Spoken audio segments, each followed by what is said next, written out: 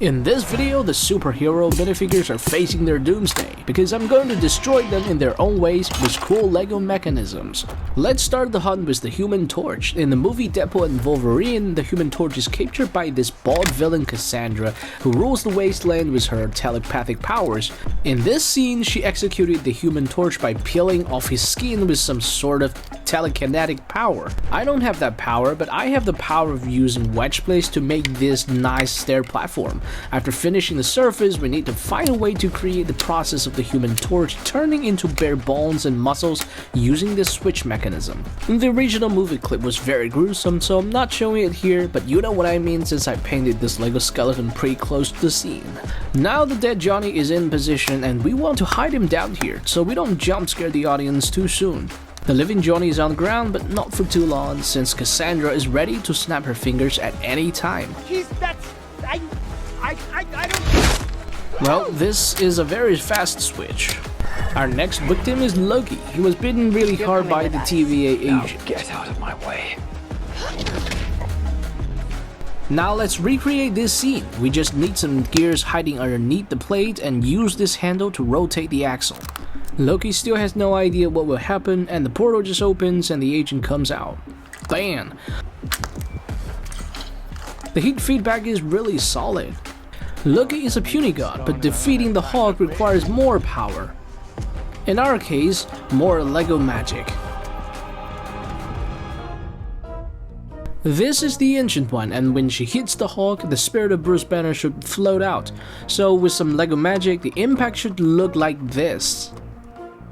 So you may ask, how can we do this? Well, first you need an expandable rail which expands when you turn the knob. It also retracts to the sheath. But we're not done yet. After attaching the Hulk and Bruce Banner, you'll notice both of them move backwards, but at different speeds. Bruce travels further at a faster speed. So we can mount the rail box at an angle and add a plate to place the ancient one on. When the rail moves, the plate with the ancient one moves along with it. By the way, if you do this to two attached magic wand, you can make this beautiful guardrail. This is a unique Iron Man minifigure, and there is a platform to help him take off the armor. I made two robot arms just like in the movie, and when Tony stands on that plate, the robot arms will start operating. The first robot arm takes off his mask. With many magnets inside, the mask is removed cleanly. But when the second robot arm takes off his chest armor, it accidentally rips out the arc reactor along with the armor. Without the arc reactor, Iron Man is defeated. The next fight is Spider-Man vs. Venom. The metal pipes make a nice trap. And this is my LEGO version. So how did I make it? First, you need a Venom minifigure. Then trap him inside several pipes made of LEGO connectors, but the real trick is hidden under the floor. With the mechanism revolving around Venom underneath, I can place Spider-Man outside the pipes, spin the gear, and Peter will start making noise. The hunt continues, and here's how Thor is killed by his own weapon. He made it grow to an enormous proportion. He was powerless to stop a gargantuan version of his own hammer as it came crushing down upon him. Basically, it's Deadpool using pin particles to magnify Thor's hammer and smashing Thor with it. So I built this LEGO mechanism to create the effect of the hammer turning into a much larger one. Thor throws Mjolnir and Deadpool fires the magnifying gun at the hammer. Then the huge hammer returns and knocks down Thor. All you need to do is set two rails spinning in opposite directions. The smaller one goes down, and then the larger one rises up. Next is the shredding of Mr. Fantastic. Personally, I think the Scarlet Witch is a bit too powerful in this movie, but he's not my favorite version of Mr. Fantastic anyway. As for the minifigures, I have a Wanda that is identical to the movie version, but I have to recreate Reed using some LEGO tricks like combining these parts. This allows us to mimic the effect of his body being shredded, and the soft rubber texture is just perfect for it. But Wanda has only just begun. Captain Carter is no match for her.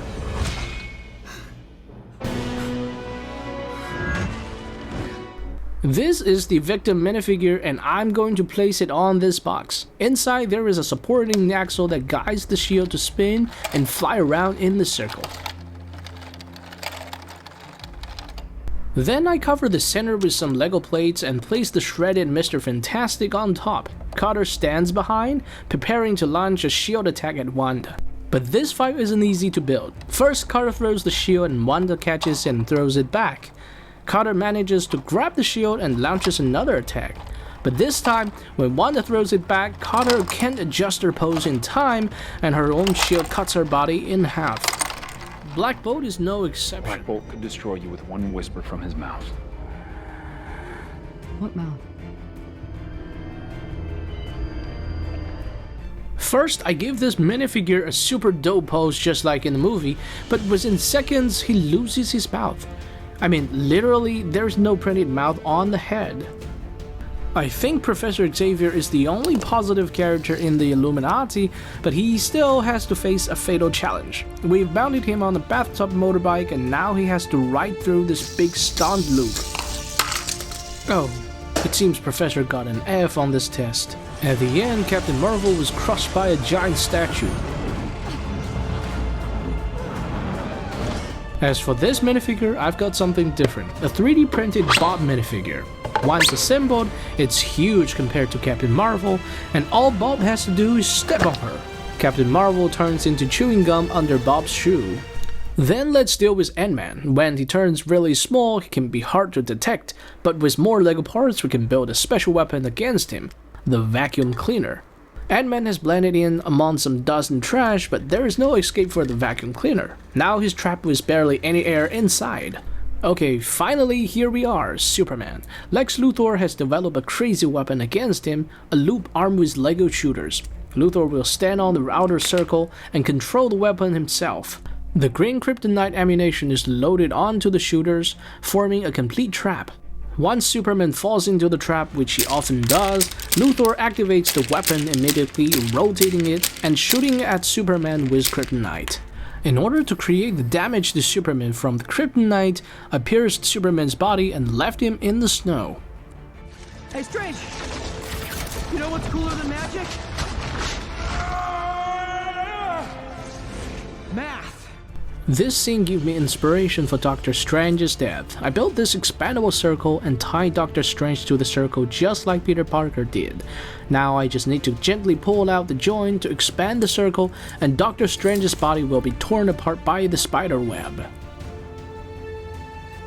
Shazam is the next target. I decided to build a crossbow with Lego parts that really shoots Lego arrows.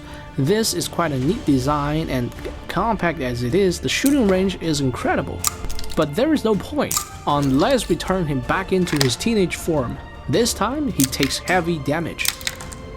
This mechanism allows me to switch the two minifigures rapidly. At last, Magneto will face his challenge. We've built a card without any metal, just like the one in the Flintstones.